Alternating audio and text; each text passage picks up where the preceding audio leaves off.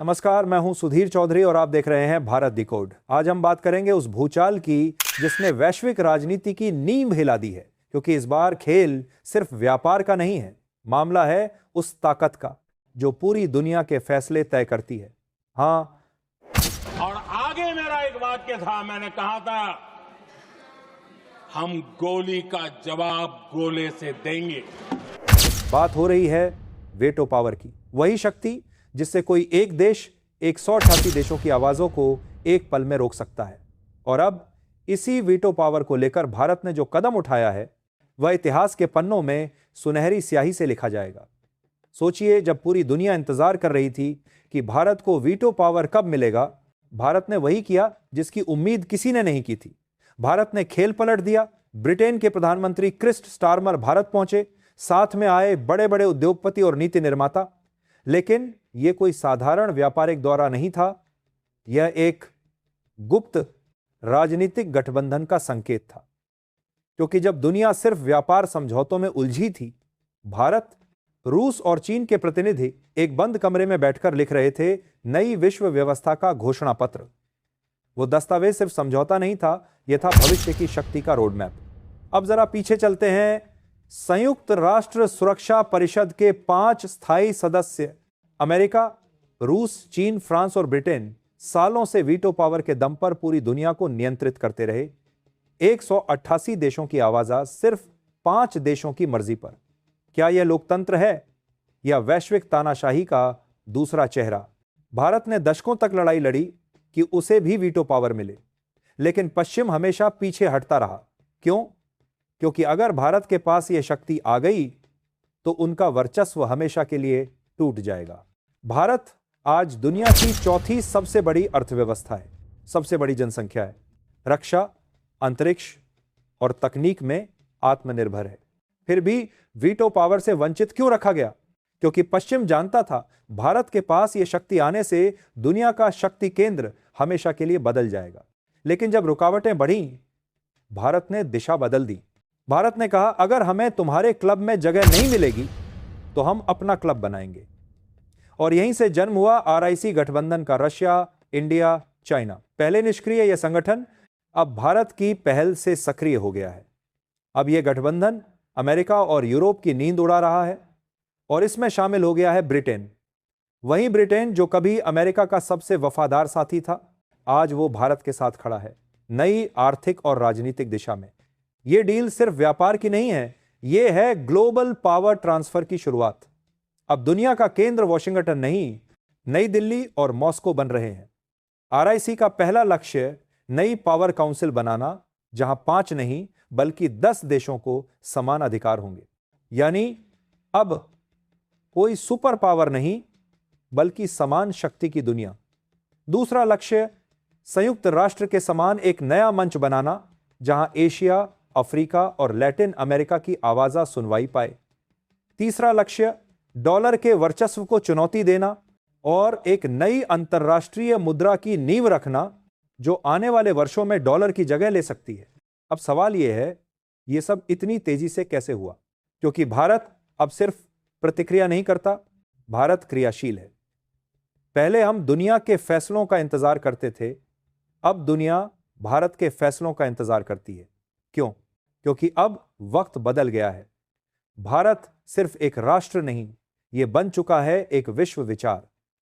यह सिर्फ न्यूज नहीं, यह है उस नए युग की दस्तक जहां भारत अब इतिहास नहीं भविष्य लिख रहा है। दोस्तों, यह वही पल है जहां इतिहास पलटता है। कभी अमेरिका कहता था we decide the world order, आज भारत कह रहा है वी रीडिफाइन इट। भारत अब किसी और के एजेंडे का हिस्सा नहीं है, भारत खुद एजेंडा तय कर रहा है। और इस बार उसकी कलम में स्याही नहीं बल्कि शक्ति की नई परिभाषा है। दुनिया की तमाम एजेंसियां आज इस सवाल से परेशान हैं, भारत इतनी तेजी से यह सब कैसे कर रहा है? क्योंकि ना युद्ध हुआ, ना धमकी दी, ना प्रतिबंध लगाए गए, फिर भी दुनिया की दिशाएं बदलने लगी। इसका कारण है भारत की सॉफ्ट पावर और साइलेंट डिप्लोमेसी, जो गोली से नहीं विश्वास से जीत रही है। ब्रिटेन के साथ हुआ समझौता दरअसल पश्चिम के अंदर पहली दरार है। ब्रिटेन, जो कभी वॉशिंगटन की आवाज माना जाता था, अब भारत की धड़कन पर चल रहा है। क्योंकि उसे दिख गया है कि भविष्य की शक्ति अब सिलिकॉन वैली में नहीं बल्कि गंगा किनारे तैयार हो रही है। अब आप सोचिए, जब भारत, रूस, चीन और ब्रिटेन एक साथ आर्थिक मुद्रा की बात करते हैं तो यह सिर्फ डॉलर को चुनौती नहीं है, ये अमेरिका की फाइनेंशियल डिक्टेटरशिप पर वॉर है। और यही वजह है कि वॉशिंगटन से लेकर वॉल स्ट्रीट तक बेचैनी फैल गई है। अमेरिका के थिंक टैंक अब खुले तौर पर कह रहे हैं, अगर भारत ने अगले 5 सालों तक यही रफ्तार बनाए रखी तो डॉलर डिप्लोमेसी का युग खत्म हो जाएगा। और यहीं पर भारत की कूटनीति सबसे आगे है। वो लड़ाई नहीं करता, वो मैदान बदल देता है। जहां दूसरे देश सैन्य शक्ति दिखाते हैं, भारत आर्थिक और वैचारिक शक्ति से जीतता है। अब सुनिए ध्यान से, रीच गठबंधन का अगला कदम दुनिया की अर्थव्यवस्था का पूरा नक्शा पलट सकता है। भारत के नेतृत्व में एक नई ग्लोबल ट्रेड रूट पर काम शुरू हो चुका है, जो यूरोप और एशिया को जोड़ने वाला अब तक का सबसे बड़ा कॉरिडोर होगा। इसका नाम है स्वर्णा पैथ, जो भारत के पश्चिमी तट से निकलकर रूस, ईरान और ब्रिटेन तक जाएगा। इस कॉरिडोर का मतलब है अमेरिका को अब विश्व व्यापार में एकाधिकार नहीं रहेगा। एशिया की कंपनियां भारत की टेक्नोलॉजी और रूस की एनर्जी मिलकर दुनिया का सबसे बड़ा आर्थिक ब्लॉक बना रही हैं, और इस ब्लॉक के केंद्र में है भारत। अब सवाल यह नहीं कि भारत कब वीटो पावर पाएगा, सवाल यह है कि आने वाले समय में क्या संयुक्त राष्ट्र खुद भारत के सामने झुकेगा? क्योंकि जब आप शक्ति नहीं बल्कि संतुलन बनाते हैं तो दुनिया खुद आपके इर्द गिर्द घूमने लगती है। तो दोस्तों, आने वाले कुछ महीनों में दुनिया के नक्शे पर जो नया समीकरण उभरेगा वह शायद विश्व युद्ध नहीं होगा बल्कि विश्व विचार का युद्ध होगा, जहां हथियार नहीं सोचें भिड़ेंगी। और इस सोच के केंद्र में होगा भारत, क्योंकि भारत अब सिर्फ देश नहीं, एक वैचारिक महाशक्ति बन चुका है। याद कीजिए 2023 में जब अमेरिका ने भारत पर व्यापारिक प्रतिबंध लगाए, भारत ने चुप रहने की बजाय रूस के साथ व्यापार दोगुना कर दिया। आज भारत रूस से तेल खरीदता है, उसे री-रिफाइन करके यूरोप को बेचता है और पश्चिम केवल देखता रह जाता है। यही नई भारत नीति है, कूटनीति में जवाब, नहीं चाल में शक्ति। सोचिए दोस्तों, जब भारत, रूस, चीन और ब्रिटेन मिलकर नई सुरक्षा परिषद की योजना बनाते हैं तो क्या संयुक्त राष्ट्र की जरूरत भी रहेगी? नहीं, क्योंकि दुनिया अब भूध्रुवीय हो चुकी है। अब केवल एक नहीं बल्कि कई ताकतें हैं, और इस बदलाव की अगुवाई कर रहा है भारत। दुनिया अब मानने लगी है कि अगर 21वीं सदी किसी देश की सदी है तो वह देश भारत है। इस डील के बाद भारत केवल एक बाजार नहीं बल्कि वैश्विक निर्णयकर्ता बन चुका है। लेकिन कहानी का ट्विस्ट यही है, आरआईसी के सक्रिय होते ही एक्टिवेशन क्लॉज लागू हो गया। अब हर बड़ा निर्णय, युद्ध हो या व्यापार, आरआईसी में तय होगा। यही बात अमेरिका और जर्मनी को सबसे ज्यादा खल रही है। इटली, जापान और कनाडा जैसे देश इसका विरोध कर रहे हैं, क्योंकि उन्हें डर है कि यदि भारत को वीटो जैसी ताकत मिल गई तो उनकी वैश्विक स्थिति हमेशा के लिए कमजोर हो जाएगी। लेकिन भारत अब रुकने वाला नहीं। हमने वह दौर देखा है जब हमें तीसरी दुनिया कहा जाता था। हमने वह दौर देखा जब हमारे फैसले वॉशिंगटन में लिए जाते थे, और अब वह दौर आ गया है जब भारत अपने फैसले खुद लेता है और पूरी दुनिया उसे मानती है। सोचिए दोस्तों, जब ब्रिटेन का प्रधानमंत्री भारत आता है और कहता है this trade deal is a launchpad for the future, इसका मतलब केवल व्यापार नहीं बल्कि राजनीतिक साझेदारी है। किस स्टारमर ने जिस दस्तावेज पर हस्ताक्षर किए वह केवल व्यापार समझौता नहीं बल्कि पावर ट्रांसफर एग्रीमेंट है। यानी ब्रिटेन भारत को नए वैश्विक समीकरण में बराबरी का साझेदार मान चुका है।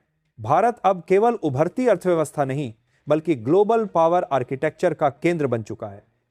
यही वजह है कि दुनिया अब दो हिस्सों में बंटी है, एक जो भारत का समर्थन कर रहे हैं और दूसरा जो भारत से डर रहे हैं।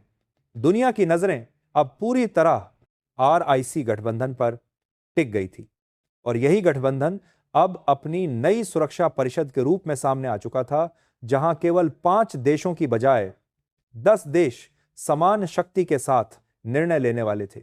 और यही बदलाव अमेरिका और यूरोप की नींद उड़ा रहा था। सोचिए, अब हर बड़ा फैसला, चाहे वह युद्ध से जुड़ा हो, व्यापार से या अंतर्राष्ट्रीय रणनीति से, आरआईसी के भीतर तय होगा। और यही बात पश्चिमी दुनिया के लिए सबसे बड़ा झटका थी, क्योंकि अब उनकी एकाधिकार वाली ताकतें चुनौती में थी। मित्रों, इस परिषद की नींव सिर्फ सत्ता के लिए नहीं बल्कि समान वैश्विक शक्ति, न्याय और रणनीतिक संतुलन के लिए रखी जा रही थी। इसका पहला मिशन था बहुध्रुवीय दुनिया को आकार देना, जिसमें एशिया, अफ्रीका और लैटिन अमेरिका की आवाज को सम्मान मिलेगा। और यह केवल कूटनीतिक संकेत नहीं बल्कि ठोस कदम था। दूसरा मिशन था डॉलर के वर्चस्व को चुनौती देना और नई अंतर्राष्ट्रीय मुद्रा के निर्माण की योजना बनाना, जिससे आने वाले वर्षों में वैश्विक व्यापार और आर्थिक निर्णय भारत और आरआईसी के नियंत्रण में आए। यह केवल आर्थिक क्रांति नहीं बल्कि वैश्विक शक्ति के पुनर्वितरण की शुरुआत थी। अब सवाल उठता है कि यह सब इतनी तेजी से कैसे संभव हुआ? जवाब सरल है। भारत अब केवल प्रतिक्रिया नहीं करता, भारत अब क्रियाशील है। पहले हम दुनिया के फैसलों का इंतजार करते थे, अब दुनिया हमारे फैसलों का इंतजार करती है। याद कीजिए 2023 जब अमेरिका ने भारत पर व्यापारिक प्रतिबंध लगाए थे, भारत ने चुप रहने की बजाय रूस के साथ व्यापार दोगुना कर दिया। आज भारत रूस से तेल खरीदता है, उसे रिफाइन करके यूरोप को बेचता है और पश्चिम केवल देखता रह जाता है। यही नई भारत नीति है। कूटनीति में जवाब नहीं, चाल में शक्ति। मित्रों, कल्पना कीजिए कि भारत, रूस, चीन और ब्रिटेन मिलकर जब नई सुरक्षा परिषद को क्रियाशील करते हैं तो इसका मतलब है वैश्विक रणनीति में वास्तविक बदलाव। अब कोई भी देश अकेला निर्णय नहीं ले सकेगा, कोई भी देश अपनी इच्छा अनुसार प्रस्ताव नहीं रोक सकेगा। अब सभी निर्णय समान शक्ति वाले देशों की सहमति से होंगे। यही बहुध्रुवीय व्यवस्था है, यही वैश्विक न्याय है। अब आरआईसी केवल सुरक्षा परिषद तक सीमित नहीं रहा, इसका विस्तार व्यापार, ऊर्जा, तकनीक, अंतरिक्ष और साइबर रणनीति तक हो गया है। मित्रों, सोचिए, रूस और भारत के बीच ऊर्जा समझौते पहले ही पश्चिम को चौंका चुके थे। अब चीन और भारत के तकनीकी और रक्षा सहयोग ने पूरी दुनिया को हिला दिया और ब्रिटेन के शामिल होने से यूरोपीय और एशियाई पावर बैलेंस को नया आयाम मिला। यह केवल गठबंधन नहीं बल्कि वैश्विक नेतृत्व का नया चेहरा था। इसके साथ ही अमेरिका और यूरोप ने खुले तौर पर विरोध करना शुरू कर दिया। ट्रंप प्रशासन और उसके बाद के प्रशासन की नींद हराम हो गई। इटली, जापान और कनाडा जैसे देश लगातार आरआईसी के खिलाफ बयान दे रहे थे, क्योंकि उन्हें डर था कि अगर भारत को वास्तविक वीटो जैसी शक्ति मिल गई तो उनका वैश्विक प्रभुत्व हमेशा के लिए कमजोर पड़ जाएगा। मित्रों, आरआईसी का दूसरा बड़ा मिशन था नई अंतर्राष्ट्रीय मुद्रा की योजना, जिससे डॉलर का वर्चस्व धीरे धीरे चुनौती में आया। यह केवल वित्तीय कदम नहीं बल्कि वैश्विक आर्थिक शक्ति का पुनर्वितरण था और इस कदम ने दुनिया भर के बाजारों में हलचल पैदा कर दी। अब भारत केवल व्यापारिक समझौतों का हिस्सा नहीं बल्कि वैश्विक आर्थिक निर्णयों का केंद्र बन गया। सोचिए, यदि भारत, रूस और चीन एक साथ निर्णय लेते हैं तो पश्चिमी देशों की नीतियां बाधित हो जाएंगी। यही बहुध्रुवीय शक्ति का नया मॉडल है। मित्रों, अब वैश्विक युद्ध और व्यापार की नीतियां आरआईसी के भीतर तय होंगी। अमेरिका, जर्मनी और अन्य पश्चिमी देश लगातार विरोध में हैं, लेकिन भारत अब अपने रणनीतिक निर्णयों में स्वतंत्र है, क्योंकि हमने वह दौर देखा है जब हमारे फैसले दूसरे देशों द्वारा तय होते थे और अब वह दौर समाप्त हो चुका है। अब भारत स्वयं निर्णय लेता है और दुनिया उसे मानती है। यही कारण है कि भारत अब केवल एक उभरती अर्थव्यवस्था नहीं बल्कि वैश्विक नेतृत्वकर्ता बन चुका है। दुनिया अब मान रही है कि 21वीं सदी भारत की सदी है। मित्रों, सोचिए, अगर आरआईसी के तहत नई सुरक्षा परिषद, नई मुद्रा, वैश्विक व्यापार और रक्षा समझौतों का पूरा तंत्र तैयार हो गया, तो इसका मतलब केवल शक्ति का संतुलन नहीं बल्कि पूरी वैश्विक नीति का पुनर्निर्माण है। और यही वो असली बदलाव है जिसे इतिहास में दर्ज किया जाएगा। और इस बदलाव की अगुवाई कर रहा है भारत। अब दुनिया केवल ताकत के आधार पर नहीं बल्कि नीति, कूटनीति और न्याय के आधार पर निर्णय लेती है और यही नई विश्व व्यवस्था है। मित्रों, अगर आप मानते हैं कि अब भारत सिर्फ इतिहास नहीं भविष्य लिख रहा है, तो इस वीडियो को इतना शेयर करें कि हर विदेशी अखबार में छप जाए, इंडिया हैज अराइव्ड। कमेंट में जरूर लिखें, भारत अब दिशा देगा, आदेश नहीं लेगा। और याद रखिए, यह सिर्फ एक वीडियो नहीं, यह उस नए भारत की गूंज है जो अब किसी की छाया में नहीं अपनी रोशनी में चमकना चाहता है। सब्सक्राइब करें भारत टुडे को, क्योंकि यहां खबर नहीं, भारत की सोच दिखाई जाती है।